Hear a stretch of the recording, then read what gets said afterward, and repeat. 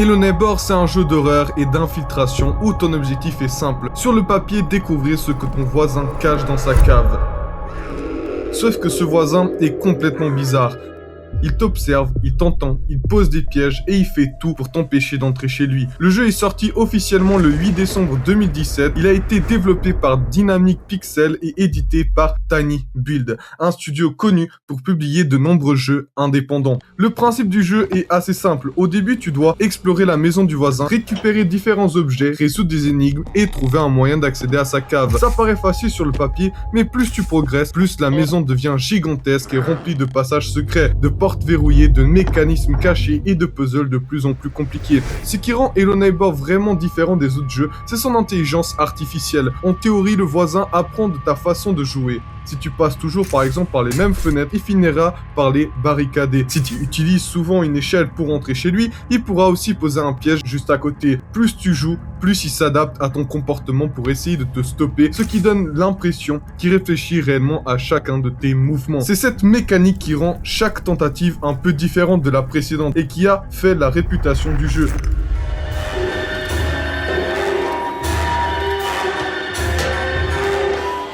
Alors sans plus attendre, pensez à liker et vous abonner si c'est pas encore fait, et tout simplement, let's go!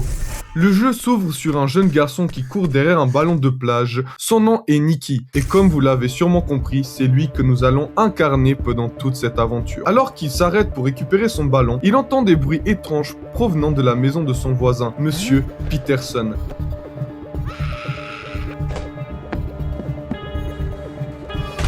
Et en regardant par la fenêtre, il découvre une scène complètement choquante. Son meilleur ami, Aaron, qui avait mystérieusement disparu depuis un certain temps, est en réalité séquestré par son propre père, Monsieur Peterson. Nicky tente alors de se rapprocher pour mieux comprendre la situation, mais malheureusement,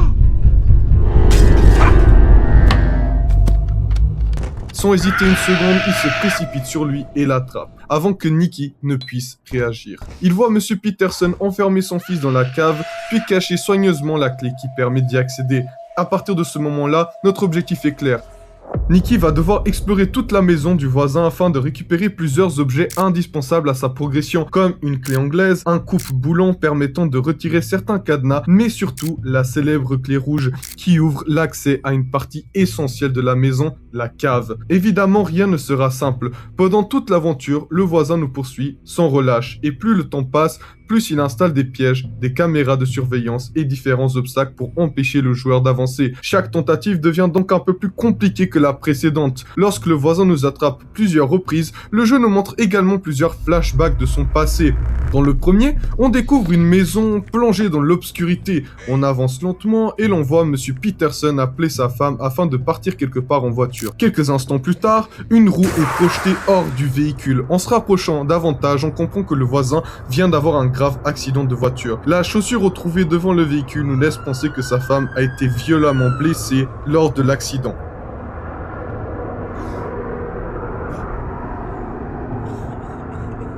Un autre flashback nous montre aussi un lit d'hôpital. La personne allongée dessus est malheureusement décédée et il s'agit bien de la femme du voisin. On obtient alors la confirmation que celle-ci est bien décédée. Un événement qui va profondément bouleverser le voisin et expliquer en partie son comportement tout au long de l'histoire. De retour dans le présent, nous parvenons enfin à accéder à la fameuse cave. Mais ce qui nous attend est bien pire que tout ce qu'on pouvait imaginer. Ce n'est pas une simple cave, mais un immense labyrinthe rempli de nouveaux puzzles. Des faux murs, des passages cachés et des portes qui ne mènent absolument nulle part. Après avoir résolu plusieurs énigmes, nous atteignons finalement une porte bloquée par un grillage. Une fois celui-ci retiré, on pense enfin être arrivé à la fin de cette première partie. Mais loin de là, Monsieur Peterson se trouve juste derrière nous. Il se met immédiatement à nous poursuivre et nous courons de toutes nos forces pour essayer de lui échapper.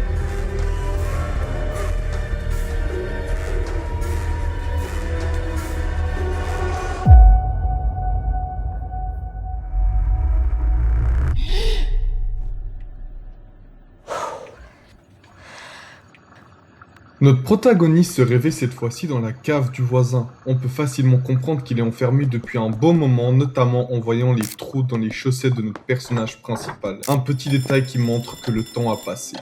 La porte semble complètement verrouillée et toute issue paraît impossible. Mais soudain, quelqu'un est en train de déverrouiller la porte. Quelques secondes plus tard, on découvre qu'il s'agit d'Aaron qui est enfin parvenu à s'échapper et vient nous libérer. Ensemble, nous quittons rapidement la cave. Une fois arrivé à l'extérieur, la lumière m'éblouit complètement. Cela faisait longtemps qu'on n'avait pas vu la moindre lueur du jour. Pendant un instant, on pense que le plus dur est derrière nous et qu'il ne reste plus qu'à quitter les lieux. Mais on se rend très vite compte que la situation est loin d'être terminée. La maison a complètement changé. Non seulement une immense grillage entoure désormais la propriété, empêchant quiconque d'entrer ou de sortir facilement, mais en plus la maison a littéralement doublé de taille. De nouvelles pièces sont apparues, de nouveaux étages ont été construits et tout semble encore plus immense qu'avant.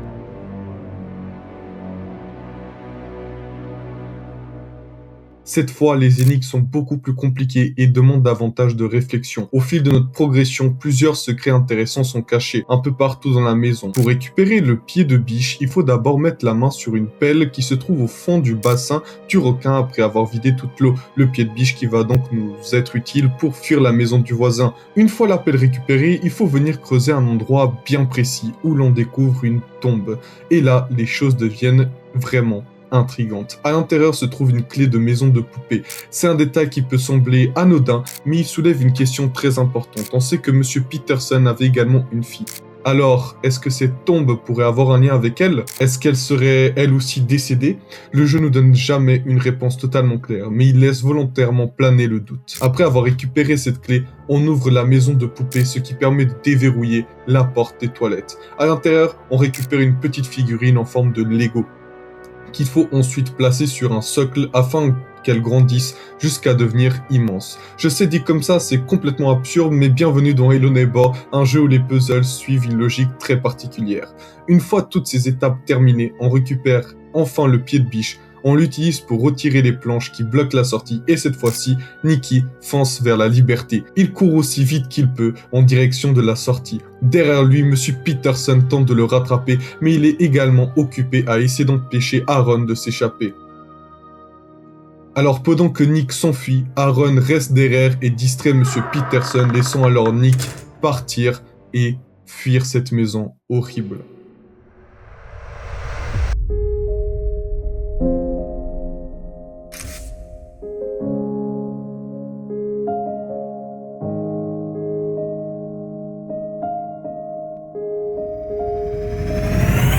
Que serait un jeu sans sa conclusion?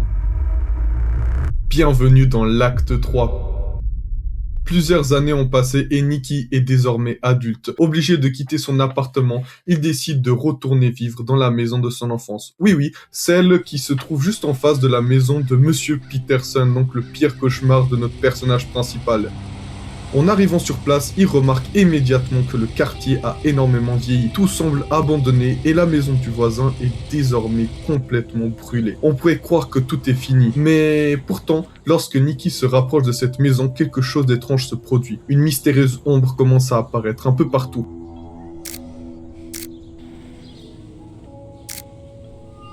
Sa vision devient floue, il ne comprend plus vraiment ce qui se passe et complètement perdu. Il décide de faire demi-tour après avoir perçu cette étrange silhouette devant lui. Mais une question reste en suspense, qui est cette ombre ?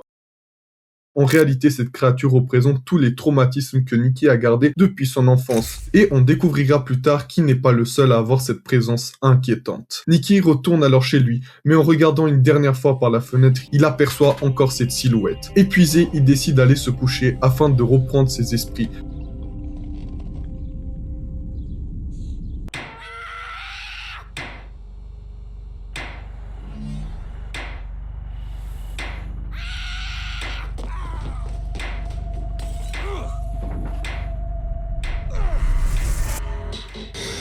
Mais lorsqu'il se réveille, tout a changé. La maison du voisin est de retour, comme si rien ne s'était jamais passé. Monsieur Peterson est également revenu. La maison est encore plus immense que dans les actes précédents et regroupe de nouveau puzzle.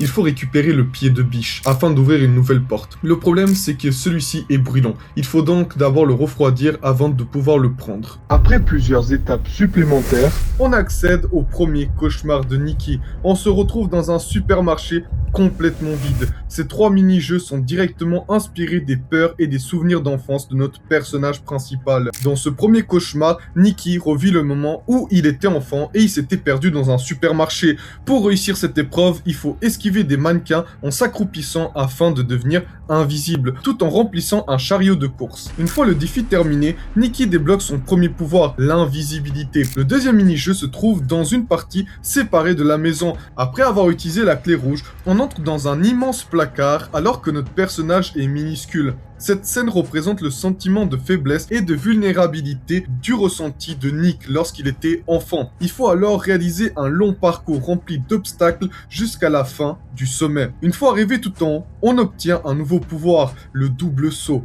Enfin, le troisième et dernier mini-jeu se situe derrière plusieurs caisses. En ouvrant cette dernière porte, on arrive dans une salle de classe. Ici, le jeu représente le harcèlement scolaire que Nikki a subi durant son enfance. Si un mannequin nous touche, il faut tout recommencer. Il faut se cacher dans les casiers, courir plus vite que les autres mannequins et progresser jusqu'à la fin du parcours. Une fois arrivé au bout, un immense harceleur tente de nous attraper, mais cette fois, les choses sont différentes. Grâce à ces épreuves traversées, Nikki trouve enfin la force de repousser et débloque ainsi son dernier pouvoir. Ces 3 mini-jeux n'étaient donc pas là par hasard, ils servaient à vaincre les peurs les plus profondes de Nick et à lui permettre d'affronter enfin tous les traumatismes qui portent sur son enfance. Cette mystérieuse ombre, qu'on l'on aperçoit depuis le début, était présente pendant chacune de ces épreuves. Elle nous observait constamment, mais désormais, nous l'avons vaincue. Nikki est enfin prêt, aussi bien mentalement que physiquement, à retourner dans cette cave qui a changé sa vie. En y entrant,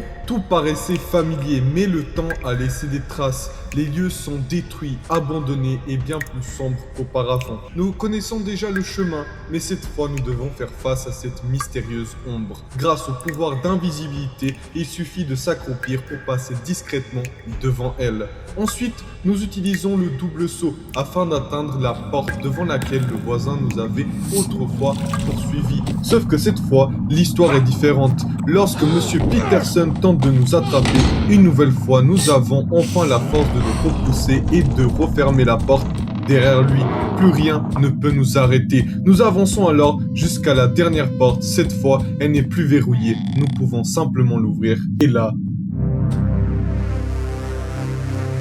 nous arrivons enfin au tout dernier acte du jeu. Devant nous se dresse un immense Theodore Peterson. Au premier abord, cette scène paraît complètement absurde et n'a pas vraiment de sens. Pourtant, ce passage est très symbolique. Notre objectif est désormais de monter sur le dos de ce voisin géant afin d'atteindre la maison qui se trouve sur ses épaules et découvrir ce qui se cache réellement.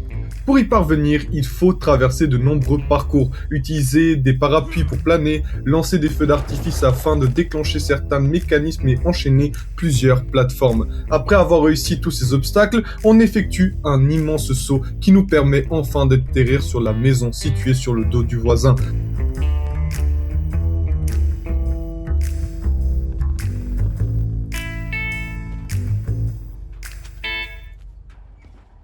On découvre une sorte d'espace irréel rempli d'affiches représentant les 2 enfants disparus de Monsieur Peterson. On revoit également plusieurs souvenirs déjà aperçus auparavant. La mystérieuse ombre présente dans la cave de Monsieur Peterson qui colle désespérément des affiches pour retrouver ses enfants. Le tout sous le regard permanent de cette étrange créature qui semble manipuler toute son existence. On comprend alors que cette ombre n'a jamais cessé de le suivre et qu'elle est probablement responsable de sa descente aux enfers. Après avoir observé tous ces souvenirs, une dernière porte s'ouvre devant nous et nous décidons de la franchir. Derrière cette porte, nous découvrons une immense maison dans laquelle se trouve la version enfant de Nick. Au début, tout semble paisible. Le jeune Nick joue tranquillement, comme si rien ne pouvait lui arriver. Mais dès qu'il se rapproche de la fenêtre, tout change. L'immense ombre apparaît devant lui, gigantesque, prêt à l'attaquer. Pris de panique, notre petit personnage se met immédiatement à courir. Notre mission est alors très simple, le protéger. À chaque fois que l'ombre tente de le frapper, nous nous interposons pour encaisser le coup à sa place. Et à chaque attaque, quelque chose d'incroyable se produit. Le Nick du présent grandit progressivement. Ce n'est pas un simple effet visuel, cela symbolise le fait qu'il devient petit à petit plus fort que ses propres peurs et que les traumatismes qui le hantent depuis son enfance. Après plusieurs coups, nous finissons par devenir bien plus grand que cette ombre. Pour la première fois, nous lui faisons face sans reculer, puis, dans un dernier affrontement, elle explose et disparaît définitivement. Nous avons enfin vécu toutes les peurs qui poursuivaient Nikki depuis le début de l'aventure. La porte de sortie apparaît alors juste devant nous, mais tout le monde n'a malheureusement pas droit à une fin heureuse. Un peu plus loin, on aperçoit une petite maison isolée. En se rapprochant, on découvre Monsieur Theodore Peterson enfermé à l'intérieur, appelant désespérément à l'aide. Derrière la porte se trouve encore cette mystérieuse ombre. On comprend alors que Nick était le seul capable d'affronter ses traumatismes et de les vaincre. Monsieur Theodore, lui, n'a jamais réussi à tourner la page. Il est resté prisonnier de ses regrets, de la perte de sa famille et de toutes les épreuves qui ont détruit sa vie. C'est cette souffrance qui l'a transformé en l'homme que l'on connaît aujourd'hui.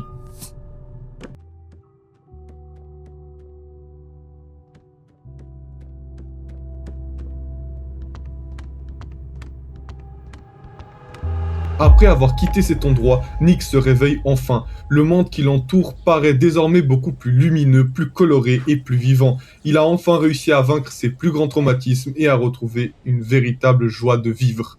Et voilà les gars, c'était tout l'histoire de Hello Neighbor. Malgré certains puzzles parfois très frustrants, il faut reconnaître que lorsqu'on prend le temps de creuser le lore, l'histoire est finalement bien plus profonde qu'elle en a l'air. Bien sûr, il reste encore plusieurs mystères qui n'ont jamais reçu de véritable réponse. Qu'est-ce qui est devenu Aaron après les événements du jeu? Comment la fille de Monsieur Peterson est-elle réellement morte? Et surtout, qui est ce mystérieux corbeau qui nous observe pendant une grande partie de l'aventure? Si vous voulez que je fasse une partie 2 pour répondre à toutes ces questions et expliquer les théories les plus crédibles, n'hésitez pas à exploser le bouton j'aime et à vous abonner, ça me fait vraiment super plaisir. Merci à vous d'avoir regardé cette vidéo jusqu'au bout, c'était Pussycraft, prenez soin de vous et je vous dis ciao.